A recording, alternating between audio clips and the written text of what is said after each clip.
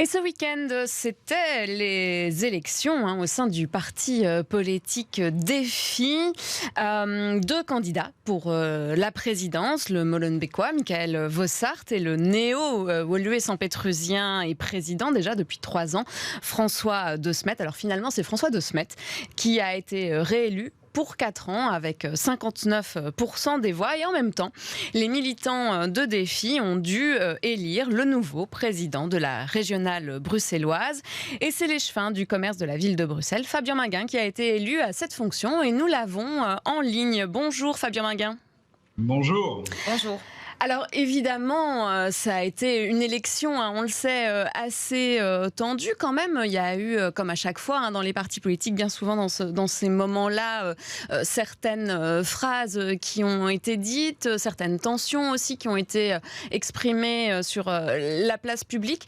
Aujourd'hui, vous pensez que ça va être compliqué d'être à nouveau unis ?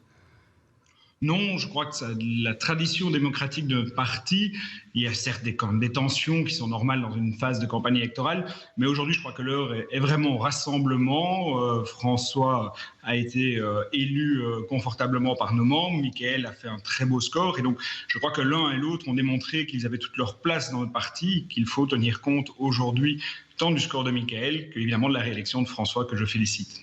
Oui, parce qu'effectivement, on n'est pas non plus dans un score, on va dire, c'est plébiscité évidemment, puisqu'on est à plus de 50% des voix, mais on n'est pas dans des 80% ou 85% que pouvait connaître votre père à l'époque. Bon, vous savez, comme je le dis, c'est la richesse du débat démocratique, et je crois que ça montre que l'un et l'autre comptent dans le parti, que l'un et l'autre ont un rôle à jouer. François comme président, Michael comme député bruxellois, député de l'espace francophone. Et donc voilà, moi je me réjouis plutôt qu'on ait eu un vrai débat démocratique, qu'aujourd'hui les opinions qui ont pu être exprimées soient entendues et que nous puissions travailler tous ensemble au projet de Défi à Bruxelles dans les années qui viennent. Alors je le disais, vous avez été élu à la tête de la régionale bruxelloise donc du parti, à la place de Michael Vossart. Vous avez été élu avec un petit peu plus de 81% des voix. Votre rôle, ça sera quoi ? Parce qu'il va y avoir quand même des grosses élections en 2024. Donc c'est notamment de remettre Défi à Bruxelles en ordre de marche pour ces communales ? Oui, communal, régional, fédéral, c'est maintenant un rôle d'abnégation qui m'attend, celui d'amener l'ensemble de nos forces vives, de nos talents à se faire connaître, à rencontrer les Bruxellois, à convaincre sur notre projet. C'est à ça que je vais m'employer, mettre toute ma force de travail et de conviction au service de mon parti et de l'ensemble de nos mandataires et militants pour justement permettre effectivement à Défi de connaître la victoire en 2024. Alors, il y a aussi un grand défi en 2024, sans mauvais jeu de mots, c'est le départ de certains leaders charismatiques, notamment de Didier Gauzuin par exemple à Ouderghem. Ça va être une élection qui va être compliquée en tout cas. Ça peut être aussi une élection compliquée au niveau régional. Comment vous abordez ces départs ? Avec la confiance de la justesse de nos convictions et surtout des talents que nous avons dans le parti. C'est vrai qu'il y a un changement de génération, mais nous avons des forces vives. Michael Vossart en est une, Jonathan de Patoul, Déborah Lorenzino, Mathieu Pilois qui m'ont accompagné dans la candidature que j'ai déposée à cette présidence du comité permanent bruxellois. Et puis Sophie De Vos qui est installée comme bourgmestre à Ouderghem, qui a déjà montré son attitude, ses compétences dans la reprise d'un majorat effectivement historique qui était celui de Didier Gauzuin.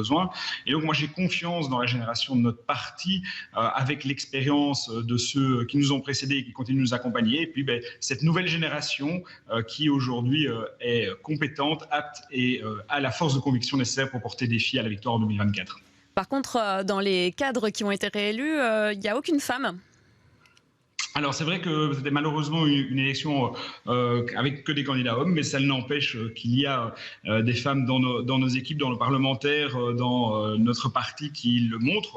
On l'a vu, on vient de le citer avec Sophie De Vos à Ouderghem, on peut citer Cécile Jelogne à Scarbeck, Déborah Lorenzino, on peut reparler de Gisèle Mandela qui a été secrétaire d'État.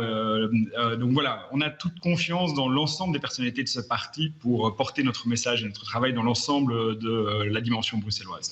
Alors François De Smet a été réélu donc pour un deuxième mandat de 4 ans. Il ne pourra pas se représenter dans 4 ans. Est-ce que pour vous, ça vous semble être la suite logique de votre carrière ?